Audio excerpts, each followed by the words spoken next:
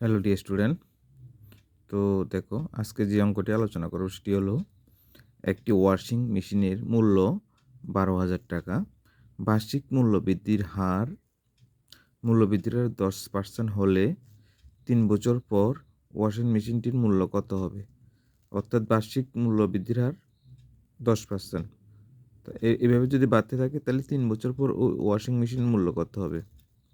তাহলে দেখো, আমরা সূত্রের সাহায্যে একদম শর্টকাটভাবে করব। তো সূত্রটা হলো কি, এটা চক্রবৃদ্ধি সুদের হারের অঙ্কের মতো সেম। তাহলে দেখো, এক্ষেত্রে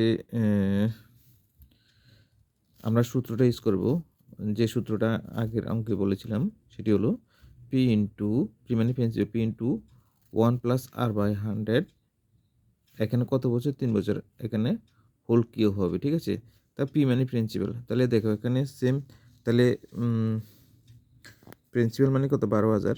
তাহলে 12,000 ইন্টু 1 প্লাস, যেহেতু এখানে মূল্য বৃদ্ধি হচ্ছে এই জন্য এখানে প্লাস হবে, r/100। এখানে কত পার্সেন্ট বৃদ্ধি হচ্ছে? 10%। তাহলে এখানে 10/100। আচ্ছা, এখানে কত বছরের জন্য? 3 বছর পর। হ্যাঁ, 3 বছর পর। 3 বছর পর, 3 বছর পর মানে মূল্য কত হবে? হ্যাঁ, তাহলে এখানে তাহলে হবে 3³ হবে। যত বছর এটা উপরের পাওয়ারটা চলে যাবে, ঠিক আছে। তাহলে এটাকে আমরা দেখো, এবার ক্যালকুলেশনটা করব। তাহলে 12,000 ইন্টু, আচ্ছা এখানে আমরা এখানে আচ্ছা এখানে একটা শূন্য কেটে দিলাম। তাহলে 1+1/10 হবে, কিউব, হোল কিউব। তাহলে এটাকে প্লাস করলে কত? 11/10 হবে, ইকুয়াল টু 12,000 ইন্টু এখানে 11/10 হবে, হোল কিউব, 10, আর এখানে 1+10, তাহলে কত? 11/10। আচ্ছা, ইকুয়াল টু 12,000 ইন্টু 11/10, 3বার লিখবো, 11/10, ঠিক আছে।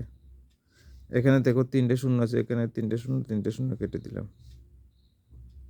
তাহলে উপরে কত আছে দেখো, নিচে তো 1 আর লিখতে হবে না। তাহলে 12 ইন্টু 11 ইন্টু 11 ইন্টু 11।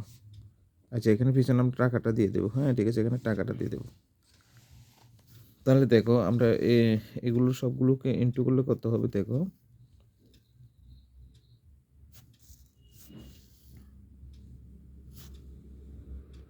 দেখো, আমরা সবগুলোকে ইন্টু করলে হবে 15,972 টাকা।